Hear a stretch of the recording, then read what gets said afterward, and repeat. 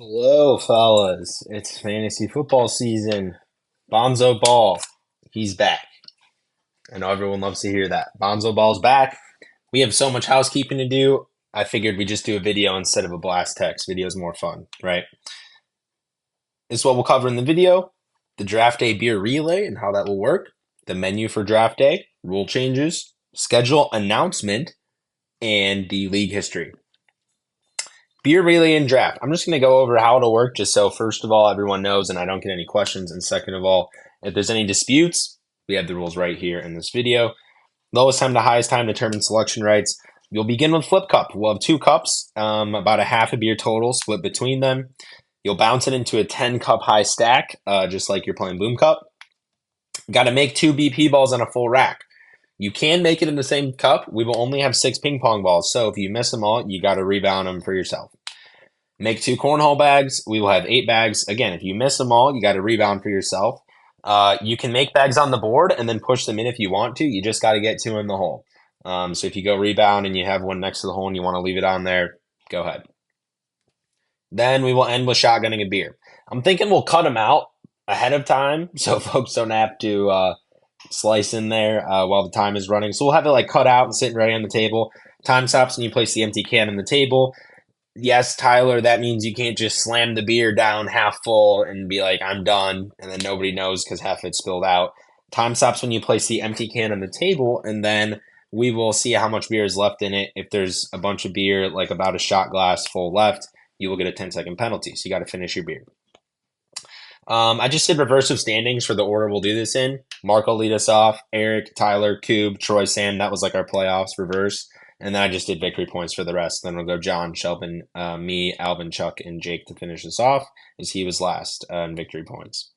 Sacco will supply food, drinks, and dessert. I am Sacco, your commissioner. So I will be bringing many pizzas, jalapeno poppers, and ranch, beers, and banana bars. That's the menu for the draft.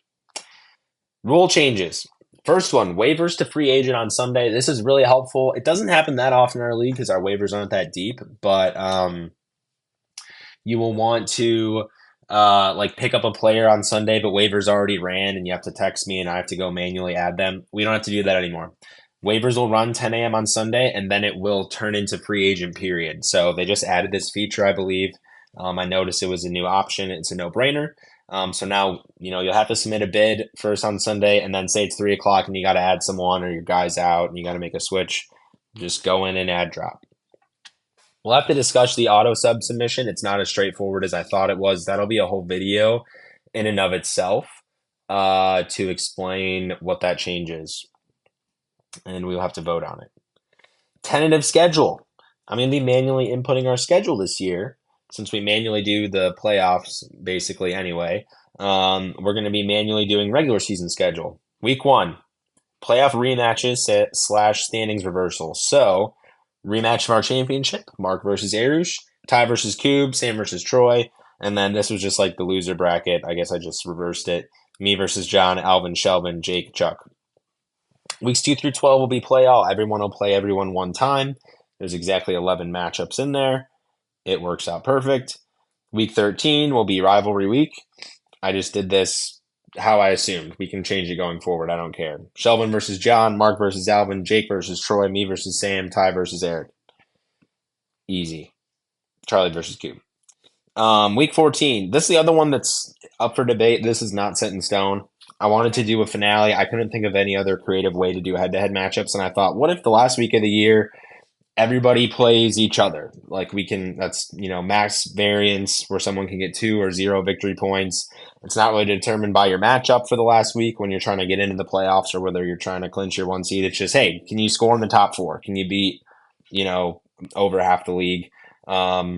To get 2 victory points, or middle 4 scores get 1, or bottom 4 scores get 0. It's not set in stone. I'd have to do this by hand also and like assign scores and victory points to make it work.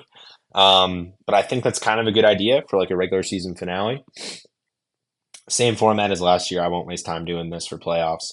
And then the league history. Here's what it looks like. At the top, Troy, same as last year. All he did was add in another playoff appearance, I believe.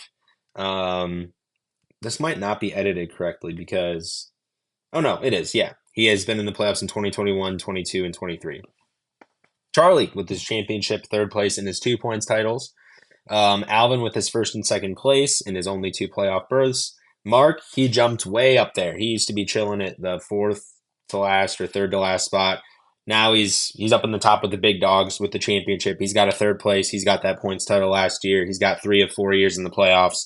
He's making a great case for himself to keep climbing the ladder. And then myself, I have the one championship. I've only been in the playoffs twice. But one championship is still better than any other combination of seconds, thirds, playoffs, and points titles. So we have all our champions first. Still no repeat champion, obviously, but it's starting to get more likely than not that we will get a repeat champion at some point. We got 5 people now who could repeat as champion. And be the first, or not repeat, but be the first person with 2 championships in the league. Jake has his 2 runner-ups still. He did not make the playoffs last year. Ty has his 2 third places. He added another this year. He's been in the playoffs 4 to 5 years. Pretty impressive. Eric, 1 year, 1 second place. Pretty good. Pretty good showing from the new kid. He could easily make a case if he has a strong showing this year to keep climbing up the ranks there. Jacob has 4 playoff bursts, nothing to show for it. He's got the points title. 4 to 5 years he's been in the playoffs, but he's got nothing from that. Finishing fourth this year. John, he's got the third place. He's only been in the playoffs twice. I got Coop above him just because I guess Coop's in the playoffs more. That's kind of more important than the third place. I don't really know. Rounding out with Sam, 2 playoffs in 5 years. And Shelbin, only 1 playoff in 4 years. That's the league history. That's the housekeeping. More news to come soon. This has been your commissioner.